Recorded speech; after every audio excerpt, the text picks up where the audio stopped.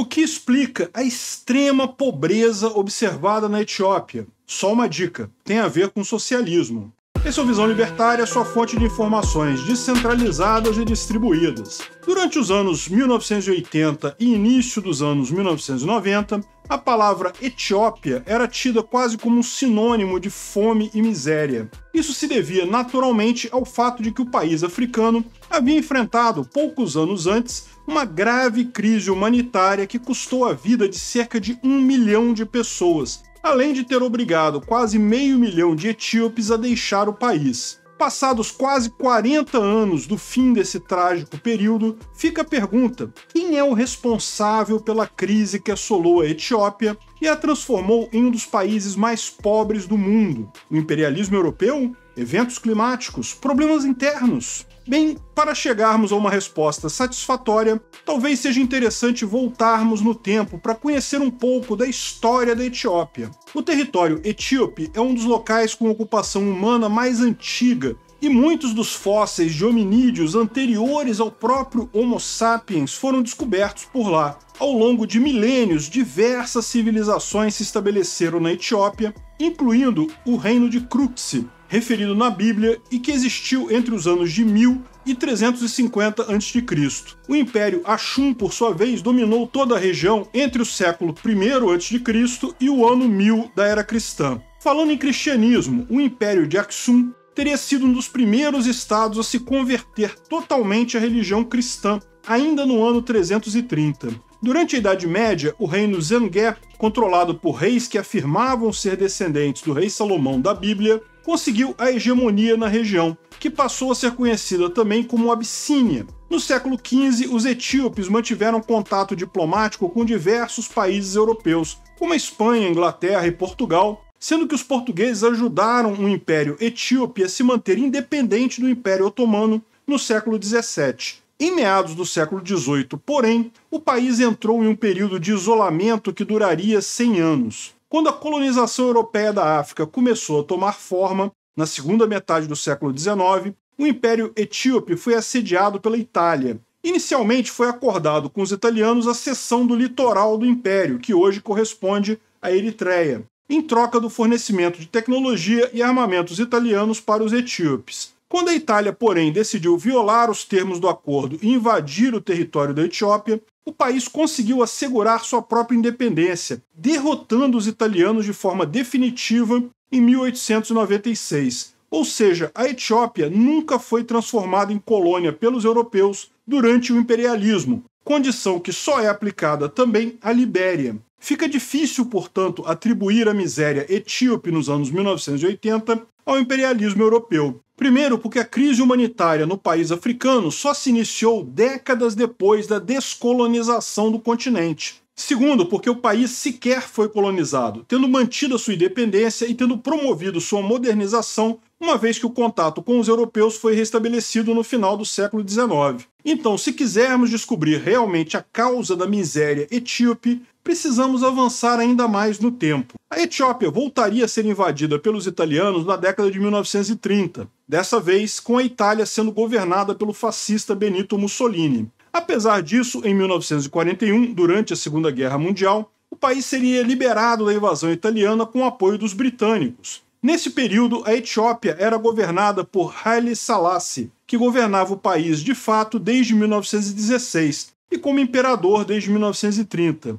Selassie ficaria no poder até 1974, e durante esse período o país viveu uma relativa estabilidade. Naquele ano, porém, o imperador seria deposto por uma junta militar chamada Derg, palavra que significa conselho no idioma do país. O Derg era um comitê formado por militares e policiais etíopes e tinha uma clara inspiração comunista. Ao chegar ao poder, o Derg aboliu a monarquia e proclamou a Etiópia como um estado marxista-leninista, com o próprio Derg sendo o único partido em um governo provisório, que, por sinal, ficaria no poder por 17 anos. Sempre assim com esses governos provisórios. O líder do movimento, Mengistu Haile Mariam, foi proclamado presidente em 1977 e governou o país com poderes ditatoriais até 1991. A partir daí, Mengistu iniciou um período de brutal perseguição política contra opositores de seu regime, algo que passaria a história com o nome de Terror Vermelho.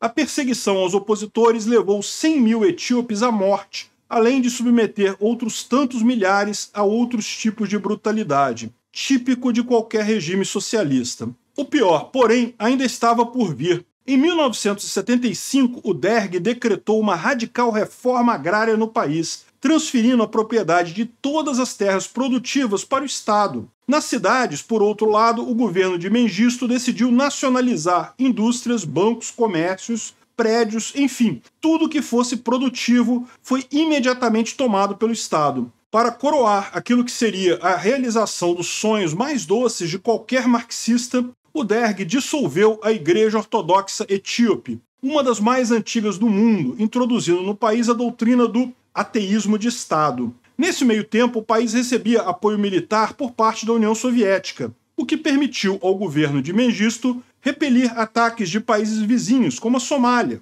Após tomar todas as terras para si, o governo de Mengistu dividiu a área produtiva em pequenos lotes, entregando-os para camponeses. Como sempre acontece nesse tipo de caso, a coisa toda se mostrou um desastre logo de início. A produção agrícola caiu drasticamente logo nos primeiros anos. Isso se revelou um problema, especialmente no que se refere à alimentação do exército e das cidades, o que levou o governo de Derg a obrigar os camponeses a venderem os grãos por valores abaixo do preço de mercado. É claro que isso reduziu ainda mais os estímulos para que os camponeses produzissem mais alimentos, e a situação se deteriorou ainda mais. Em 1978, para tentar conter a derrocada da economia no país, o Derg lançou uma série de planos plurianuais, chamados de Campanha Nacional de Desenvolvimento Revolucionário, que fracassou miseravelmente, como sempre acontece com esses planos concebidos por governos centralizados. A campanha tinha por objetivo aumentar o PIB do país em 6,5% ao ano, mas o que o governo conseguiu foi apenas reduzir o PIB per capita em quase 1% ao ano. E quando a agricultura de um país é reduzida praticamente ao nível de subsistência, basta que aconteça qualquer mínimo evento climático para que a crise se transforme em uma tragédia. Em 1980 veio a seca, reduzindo consideravelmente o nível das chuvas na região pelos anos seguintes, com o ápice da estiagem sendo o ano de 1984, quando os principais períodos chuvosos falharam totalmente. A fome, então, era inevitável, e os camponeses sequer eram capazes de tentar contornar a situação, uma vez que o Derg havia imposto duros controles à produção agrícola. Enquanto a população etíope era fortemente penalizada pela fome que se alastrava, o governo de Mengistu escondia esse fato do exterior, para evitar manchar sua imagem internacional. A ajuda humanitária vinda de outros países, portanto, demorou a chegar, e quando ela finalmente veio, o governo do Derg sequestrou os alimentos para distribuí-los a seus apoiadores, privando regiões menos favoráveis ao seu governo desse importante auxílio. O total de grãos remetido ao país exterior seria suficiente para sanar a carência alimentar no país. Ainda assim, 1 em cada 6 etíopes estava sofrendo gravemente por causa da fome em 1985. Números oficiais atestam que algo entre 300 mil e 1,2 milhões de pessoas perderam sua vida por causa da fome durante a grande seca que castigou o país naqueles anos. Além disso, 2,5 milhões de etíopes se deslocaram dentro do próprio país e outros 400 mil se refugiaram em países vizinhos. Na sequência da crise alimentar, os camponeses se revoltaram contra o governo, expulsaram os funcionários do Derg, retomaram suas antigas propriedades e distribuíram novamente o capital produtivo, para tentar retomar ao estilo de vida anterior à Revolução Comunista. Ainda assim, as marcas da tragédia impostas ao povo etíope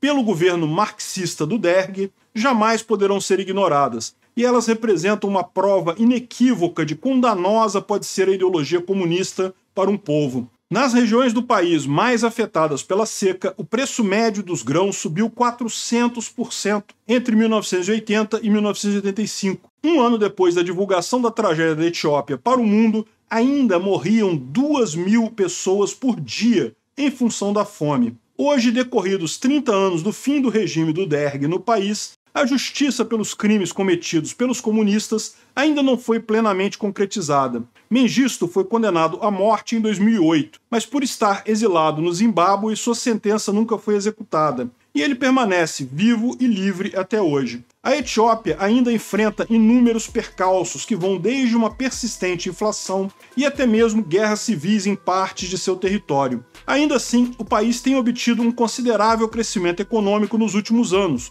com um aumento médio de 10% do seu PIB entre 2004 e 2009. Culpar o imperialismo europeu pelas diversas tragédias que até hoje se observam no continente africano é tão fácil quanto errado. Uma resposta completa a essa alegação pode ser obtida no vídeo A África é Pobre por Culpa do Colonialismo Europeu, lá no canal Ancapsu Classic, o link está na descrição. Contudo, se você realmente quer saber qual foi o maior mal causado pelos europeus à África, o caso da Etiópia nos aponta a resposta óbvia. Trata-se do socialismo, uma perversa ideologia europeia que, tragicamente, foi abraçada por inúmeros governos africanos, às custas de seu próprio povo. E essa é a mais terrível herança deixada pelos europeus aos africanos. Uma ideologia que, não obstante tenha condenado milhões de pessoas à morte e à miséria, continua sendo idolatrada por intelectuais ocidentais que fingem se esforçar para descobrir qual é a real causa